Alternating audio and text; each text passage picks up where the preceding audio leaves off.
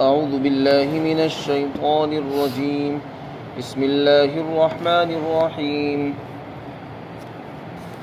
تلك الدار الآخرة نجعلها للذين لا يريدون علوا في الأرض ولا فسادا والعاقبة للمتقين من جاء بالحسنة فله خير منها ومن جاء بالسيئة فلا يجزى الذين عملوا السيئات إلا ما كانوا يعملون إن الذي فرض عليك القرآن لرادك إلى معاد قل ربي أعلم من جاء بالهدى ومن هو في ضلال مبين وما كنت ترجو أن يلقى إليك الكتاب إلا رحمة من ربك فلا تكونن ظهيرا للكافرين ولا يصدنك عن آيات الله بعد إذ أنزلت إليك وادع إلى ربك ولا تكونن من المشركين ولا تدع مع الله إلها آخر لا إله إلا هو كل شيء هالك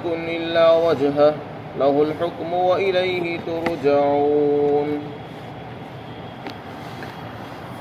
اور یہ دار آخرت یعنی آخرت کا گھر ہم اس کو خاص کر دیں گے ان لوگوں کے لیے جو اس زمین میں بلندی اور فساد نہیں چاہتے، اور اچھا انجام پرہیزگار لوگوں کے لیے ہے، اور جو شخص کوئی نیکی لے کر آئے گا اس کو اس سے بہتر بدلہ ملے گا، اور جو کوئی برائی لے کر آئے گا تو برائی کرنے والوں کو انہی کی برائی کے برابر بدلہ دیا جائے گا جو وہ کرتے تھے. یقیناً وہ ذات جس نے آپ پر قرآن کریم کو فرض فرمایا ہے وہ آپ کو لوٹا دے گی معاد یعنی مکہ مکرمہ کی طرف.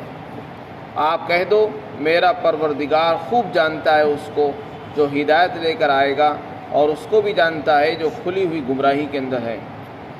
اور اے پیغمبر صلی اللہ علیہ وسلم، آپ کو تو امید بھی نہیں تھی کہ آپ کے پاس کتاب بھیجی جائے گی، بس یہ تو صرف آپ کے پروردگار کی طرف سے رحم ہوا. اور آپ ہرگز کافروں کے مددگار مت بنیے، اور ہرگز آپ کو یہ لوگ اللہ کی آیات سے نہ روک دیں اس کے بعد کہ آپ کے پاس کتاب اور آیات نازل ہو چکی ہیں. اور آپ اپنے پروردگار کی طرف بلاتے رہیے، اور ہرگز آپ مشرکین میں سے نہ بنیے، اور اللہ کے ساتھ کسی اور خدا کو مت پکاریے، اس کے سوا کوئی خدا نہیں ہے، اور ہر چیز ہلاک ہونے والی ہے، فنا ہو جانے والی ہے سوائے اللہ کی ذات کے، اور اسی کی حکومت ہے، اسی کے پاس سب کو لوٹ کر جانا ہے. اس سے پہلے آیات میں اللہ نے بیان فرمایا تھا کہ ثواب اللہ خیر لمن آمن وعمل صالحا. آخرت کا جو ثواب اللہ کے یہاں ملنے والا ہے ایمان والوں کو، وہ بہترین ہے اور باقی رہنے والا ہے. اسی کے متعلق فرمایا کہ یہ جو آخرت کے گھر کا ذکر اس سے پہلے آیا ہے دار آخرت سے متعلق، فرمایا یہ کس کو ملے گا؟ آخرت میں اللہ کی طرف سے ملنے والا انعام، اور آخرت میں ملنے والے انعامات اور جنت اور اچھا بدلہ، یہ ان لوگوں کے لیے ہم خاص کر دیں گے جو دنیا میں بلندی نہیں چاہتے اور فساد نہیں چاہتے. یہاں پر شرط لگا دی، آخرت کا انعام، آخرت کی جنت اور آخرت کی باغ و بہاریں صرف انہی لوگوں کو ملے گی جن کے اندر دو شرطیں پائی جائیں گی. ایک تو ان کو وہ زمین میں بلندی نہیں چاہتے ہوں گے، دوسرے فساد نہیں چاہتے ہوں گے. بلندی سے مراد یہاں تکبر ہے، اپنے آپ کو بڑا سمجھنا، فخر کرنا دوسروں پر، اور دوسروں کو حقیر ذلیل سمجھنا، اس کو تکبر کہتے ہیں، بلندی کہتے ہیں. ورنہ ایک بلندی وہ ہوتی ہے کہ انسان دنیا میں کوئی بڑا کام کرنا چاہتا ہے تو یہ مراد نہیں ہے. اچھے کپڑے پہننا، اچھا کام کرنا اور اچھا بن کے رہنا یہ مذموم نہیں ہے بلکہ پسندیدہ چیز ہے. یہاں بڑائی سے مراد ہے دنیا میں اپنے آپ کو بڑا بنانا اور بڑا سمجھنا دوسروں پر. تو تکبر اللہ کے نزدیک بہت بری چیز ہے. تکبر کی وجہ سے انسان آخرت سے محروم ہو جائے گا. اسی لیے حدیث پاک کے اندر آتا ہے کہ جہنم میں وہ شخص داخل نہیں ہوگا جس کے اندر رائی کے دانے کے برابر بھی تکبر ہوگا، اور جنت میں جنت میں وہ داخل نہیں ہوگا جس کے اندر رائی کے دانے کے برابر بھی تکبر ہوگا، اور جہنم کے اندر وہ شخص داخل نہیں ہوگا جس کے دل میں رائی کے دانے کے برابر بھی ایمان ہوگا۔ اسی طریقے سے حدیث شریف کے اندر آتا ہے، اللہ کے رسول نے فرمایا جو آدمی تواضع اختیار کرتا ہے، تواضع کے معنی اپنے آپ کو چھوٹا بنا کر پیش کرنا، اللہ تعالیٰ اس کو بلند فرماتے ہیں۔ وہ اپنے آپ کو جھکاتا ہے، اللہ اس کو اٹھا دیتے ہیں، اور وہ اپنی نظروں میں چھوٹا ہوتا ہے لیکن لوگوں کی نظر میں وہ بڑا بن جاتا ہے۔ اور جو آدمی تکبر کرتا ہے، اللہ تعالیٰ اس کو ذلیل فرما دیتے ہیں، گرا دیتے ہیں اس کو۔ وہ اپنی نظر میں خود بخود بڑا سمجھتا ہے، میں بہت اچھا ہوں، بہت بڑا ہوں، لیکن لوگوں کی نظر میں وہ ذلیل ہوتا ہے، حقیر ہوتا ہے۔ اور کتنا بڑا ہوتا ہے؟ فرمایا کتے اور خنزیر سے بھی زیادہ ذلیل لوگ اس کو سمجھتے ہیں۔ وہ اپنی نظر میں اپنے آپ کو اچھا سمجھتا رہے، اس کا کوئی اعتبار نہیں ہے، وہ خوش فہمی میں مبتلا ہے۔ تو یہ تکبر کی برائی یہاں پر بیان فرمائی گئی ہے۔ اسی طرح فرمایا ولا فسادہ، جو آدمی فساد نہیں چاہتا ہے۔ فساد کسے کہتے ہیں؟ فساد کی تعریف میں مفسرین نے ایک تعریف یہ لکھی ہے کہ فساد سے مراد ہے اللہ کے علاوہ کسی اور کو پکارنا، کسی اور کی دعوت دینا، یعنی شرک، اور کوئی بھی معصیت وہ بھی فساد ہی ہے۔ روئے زمین پر اللہ کی نافرمانی یہ بھی فساد اور بگاڑ ہی ہے، اور اللہ کو چھوڑ کر کسی اور کی دعوت یہ بھی فساد میں داخل ہے۔ تو خلاصہ یہ ہوا کہ جو آدمی اس روئے زمین پر نہ تو فساد کرتا ہے یعنی گناہ نہیں کرتا اور نہ ہی تکبر کرتا ہے، ایسے لوگوں کو اللہ تعالیٰ جنت عطا فرمائیں گے، وہاں کی نعمتیں انعامات اس کو ملیں گے۔ اور جن لوگوں کے اندر شرک ہوگا، گناہوں میں سب سے بڑا گناہ تو شرک ہے، تو وہ جنت میں نہیں جائیں گے۔ اور اسی طرح تکبر ہوگا، وہ جنت میں نہیں جائیں گے۔ فرمایا اور اچھا انجام پرہیزگار لوگوں کے لیے ہے، یعنی اگر اچھا بدلہ چاہتے ہو، اچھا انجام چاہتے ہو تو متقی بن جاؤ۔ پھر آگے فرمایا اللہ کا اصول ہے جو آدمی کوئی نیکی لے کر آتا ہے، اللہ اس ایک نیکی کے بدلے میں 10 گنا اس کو اجر و ثواب عطا فرماتے ہیں، لیکن اگر کوئی ایک گناہ لے کر آئے تو 10 گنا اس کو عذاب نہیں دیا جاتا۔ یہ اللہ کی طرف سے بڑا رحم اور کرم ہوگا بندوں پر کہ ایک نیکی کرنے پر 10 گنا ثواب دیا جاتا ہے، اور ایک برائی کرنے پر 10 گنا برائیوں کا عذاب نہیں دیا جاتا، بلکہ اسی برائی کے جیسا ہی اس کو سزا دی جاتی ہے۔ الا ما كانوا يعملون۔ پھر آگے آیت میں اللہ تعالیٰ نے آپ علیہ الصلاۃ والسلام کو تسلی دی ہے۔ یہ آیت شریفہ ہجرت کے سفر میں نازل ہوئی۔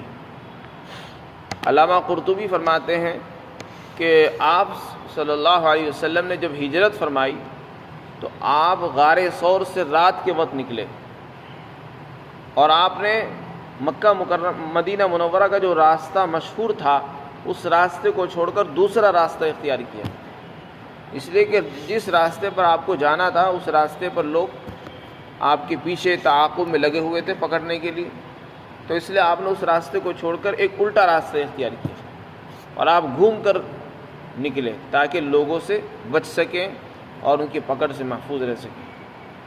اس کے بعد آگے چل کر پھر آپ مدینہ کے راستے پر لگ گئے۔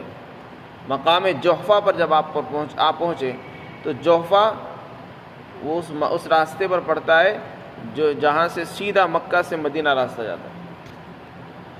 پہلے آپ گھوم کر پہنچے، تو جب آپ جحفہ پر پہنچے تو آپ کو مکہ یاد آیا، آپ نے مکہ کے راستے کی طرف دیکھا اور تمنا کرنے لگے، اور احساس ہوا کہ آج مجھ کو اپنا وطن، محبوب وطن چھوڑنا پڑ رہا ہے، حرم پاک چھوڑنا پڑ رہا ہے۔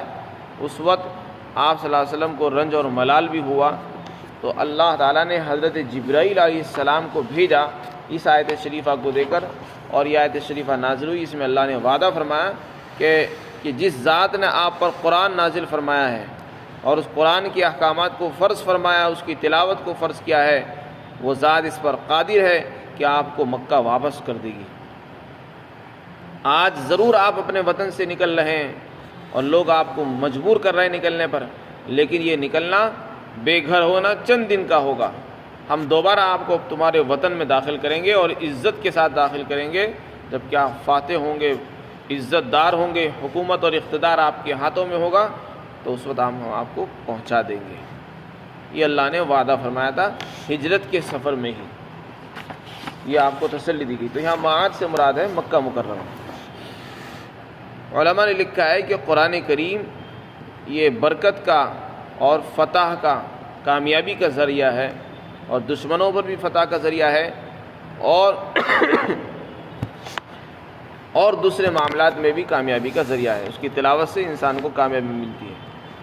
پھر آگے ان لوگوں کا جواب ہے جو آپ صلی اللہ علیہ وسلم کو گمراہ سمجھتے تھے، یعنی مکہ کے مشرک لوگ۔ جیسے کہ ہر زمانے میں لوگ مسلمانوں کو بے وقوف، پاگل، دیوانہ اور دین سے دور و بھٹکا ہوا سمجھتے ہیں، تو ہر ایسے لوگوں کو یہاں پر جواب دیا جا رہا ہے کہ آج جو لوگ آپ کو گمراہ، بے وقوف سمجھ رہے ہیں اور اپنا آپ کو صحیح اور حق پر سمجھتے ہیں، یہ ہر دور میں رہا ہے۔ جتنے بھی گمراہ لوگ ہیں وہ اپنا آپ کو سچا بتاتے ہیں، صحیح راستے پر بتاتے ہیں، اور جو صحیح لوگ ہوتے ہیں ان کو غلط بتایا جاتا ہے۔ تو اس کا فیصلہ کون کرے گا؟ فرمایا اے نبی بس آپ ان سے اتنا کہہ دو، میرا رب زیادہ جانتا ہے کون ہدایت لائے گا اور کون گمراہی میں ہے۔ تمہارے سے بحث کرنے سے کوئی حاصل نہیں ہے، اس لیے کہ بحث تو اس سے کی جائے جس کو حق کی تلاش ہو۔ تمہیں حق کی تلاش ہے نہیں، نہ تم ماننے والے ہو، تو اس لیے کسی سے الجھنا بے فائدہ ہے، بے سود ہے۔ تو جو لوگ نہیں مانتے ان کو سمجھانے کے پیچھے پڑنا یہ بیکار ہے۔ بس ان سے اتنا کہہ دو کہ بے دیکھو اللہ جانتا ہے، جس نے ہمیں ہدایت اور دین دے کر بھیجا ہے وہ جانتا ہے کہ ہدایت کس کے پاس ہوگی اور گمراہی میں کون پڑا ہوا ہوگا، کہ جب آنکھ بند ہوگی سب کو پتہ چل جائے گا۔ اس لیے آج ہم اپنی سچائی بیان کریں، تم یقین نہ کرو، ہمارے الفاظ بیکار ہو جائیں گے، اس سے بہتر یہ ہے کہ خاموش رہیں۔ پھر آگے آپ صلی اللہ علیہ وسلم کو خطاب کر کے فرمایا کہ اے نبی جی دیکھو، آپ کا تو گمان بھی نہیں تھا کہ ہم آپ کو نبی بنائیں گے۔ آپ کو کیا پتہ تھا کہ ہم آپ کے اوپر قرآن جیسی کتاب نازل فرما دیں گے؟ کبھی آپ نے سوچا تھا؟ ہم نے بغیر آپ کی توقع کے، بغیر امید کے ہم نے آپ کو کتاب دے دی، اور کتاب بھی کوئی معمولی نہیں، بہت بڑی کتاب دی۔ تو جیسے بغیر امید کے اتنی بڑی دولت آپ کو مل گئی، اسی طرح بس سمجھ لو وہ ذات آپ کو مکہ میں بھی لوٹا سکتی ہے، جو بغیر مانگے، بغیر توقع کے آپ کو قرآن دے سکتی ہے، وہ آپ کو مکہ میں، آپ کے وطن میں بھی پہنچا سکتی ہے۔ یقین رکھو اللہ کی ذات پر۔ تو یہ آپ کی تربیت فرمائی جا رہی ہے۔ وَمَا كُنْتَ تَرْجُو أَن يُلْقَىٰ إِلَيْكَ الْكِتَابُ، آپ کی تو توقع بھی نہیں تھی کہ آپ کے پاس کتاب نازل کی جائے گی، مگر یہ تو آپ کے رب کی طرف سے رحم ہوا، کرم ہوا کہ اللہ نے آپ پر کتاب نازل فرما دی اور آپ ہی کا انتخاب کیا۔ تو لہذا آپ اس نعمت کی قدر کریں اور کسی کافر کے ہرگز مددگار نہ بنیں۔ کافر کے مددگار بننے کا مطلب یہ ہے کہ لوگ آپ سے کہیں گے کہ آپ قرآن کی دعوت چھوڑ دیں، قرآن کی تلاوت کو چھوڑ دیں، قرآن کے اندر فلاں فلاں آیتیں ہمارے مزاج کے خلاف ہے، ہمارے بتوں کی اس میں مذمت ہے، آپ ان فلاں فلاں آیتوں کو نکال دیں۔ آپ ایسے لوگوں کی بالکل ساتھ نہ دیں اور کسی کا خیال مت کریں۔ آپ اپنا پیغام پہنچاتے رہیں، کسی کو برا لگے لگتا رہے، کسی کو اچھا لگے لگے۔ اس میں فرمایا کسی کافر کی رعایت کرنے کا آپ کو حق نہیں ہے، نہ کسی کی کافر کی مدد کرنے کی آپ کو اجازت ہے۔ ہرگز آپ کسی کافر کے لیے مددگار نہ بنیں۔ مددگار بننے کا مطلب یہی ہے کہ جو کافر چاہتے ہیں ان کی منشا آپ پوری کر دیں۔ ہر کافر تو یہی چاہتا ہے کہ اس میں جو بتوں کی برائیاں قرآن میں آئی ہیں اور ہماری جو برائی آئی ہیں وہ آیتیں نکال دی جائیں اور صحیح صحیح آیتیں وہ رکھی جائیں۔ اللہ نے فرمایا کہ آپ ایسے لوگوں کو ساتھ مت دیں۔ وَلَا يَصُدُّنَّكَ عَنْ آيَاتِ اللَّهِ، فرمایا وہ لوگ اللہ کی آیات سے ہرگز آپ کو نہ روکیں۔ اللہ نے آپ پر قرآن نازل فرمایا، احکامات نازل فرما دیے، اب وہ آپ کو روکیں گے جیسے کہ روک رہے ہیں۔ ہر زمانے میں علماء کو روکتے ہیں، مسلمانوں کو کہتے ہیں کہ یہ اس آیت کی تلاوت نہ کرو، جہاد کی آیتوں کا ذکر نہ کرو، کافروں کے بتوں کی جو برائیاں جن آیتوں میں آئی ہے ان کو نکال دیا جائے اور ایک نیا قرآن تیار کیا جائے۔ اور اس میں فلاں فلاں صورتیں فلاں مذہب کے خلاف ہے، نعوذ باللہ، تو فرمایا ایسے لوگوں کی رعایت کرنے کا آپ کو بھی حق نہیں۔ جب اللہ نے قرآن نازل فرما دیا، یہ لوگ آپ کو اللہ کی آیتوں کی تلاوت سے نہ روک دیں اور ان کی تبلیغ سے آپ کو نہ روک سکیں، تو لہذا ایسے لوگوں کو ساتھ نہ دیجیے، بس اللہ کے حکم کو پورا کرتے رہیے۔ یہی حکم آپ کو دیا جا رہا ہے، یہی حکم تمام مسلمانوں کو دیا جا رہا ہے، اس میں کسی کی رعایت کا کسی ذرہ برابر بھی اختیار نہیں ہے۔ فرمایا آپ تو اپنے رب کی طرف بلاتے رہیے، آپ اپنے رب کی دعوت دینے میں کسی کو برا لگتا ہے اور لگتا رہے، اس کی پرواہ نہیں ہے۔ وَلَا تَكُونَنَّ مِنَ الْمُشْرِكِينَ، آپ مشرکین میں سے نہ بنیے ہرگز۔ اگر آپ جو ہے اپنے رب کی دعوت چھوڑ دیں گے، ان کا ساتھ دیں گے، تو آپ مشرک کہلائیں گے، اور آپ سے تو یہ امید ہے ہی نہیں کہ آپ مشرک بن جائیں۔ تو آپ کو سنایا جا رہا ہے، آپ کہلوایا جا رہا ہے، لیکن حقیقت میں سنانا دوسرے لوگوں کو ہے۔ مشرکین کو بھی سنایا جا رہا ہے کہ دیکھو تمہاری جو توقع ہے، تم جو چاہتے ہو، تمہاری امیدیں پوری نہیں ہو سکتی۔ مسلمانوں سے تم یہ چاہتے ہو کہ وہ تمہارے ہم نام بن جائے، تمہارے مرضی پر چلنے والے بن جائے، تمہاری خواہشات پوری کرنے والے بن جائے، ایسا ہو نہیں سکتا، اور یہ امیدیں آپ چھوڑ دیں۔ فرمایا اللہ کے ساتھ کسی اور خدا کو مت پکاریے، صرف اللہ کو پکاریے، آپ اس کے سوا کوئی معبود نہیں ہے۔ جب سب کچھ فنا ہوگا، صرف اللہ کے ساتھ باقی رہے گی اور کچھ نہیں رہے گا۔ لہذا جب یہ حال ہے تو پھر ان دنیا داروں کی، معمولی پیسے والوں کی رعایت کیوں کی؟ صرف اللہ کی رعایت کرنی چاہیے، جس کی حکومت رہے گی اور اسی کے بعد سب کو لوٹا دیا جائے گا۔ ان آیات میں اللہ نے صاف صاف بار بار اسی مضمون کو کھول کر بیان کیا ہے کہ کسی مسلمان کے لیے بھی، ادنا سے مسلمان کے لیے بھی گنجائش نہیں ہے کہ وہ کسی کافر کی ان معاملات میں رعایت کرے، یعنی اپنے پیغام کو ہی چھوڑ دے، قرآن کی تلاوتی کو چھوڑ دے، تبلیغ کو چھوڑ دے۔ اللہ تعالی ہم سب کو عمل کی توفیق عطا فرمائے۔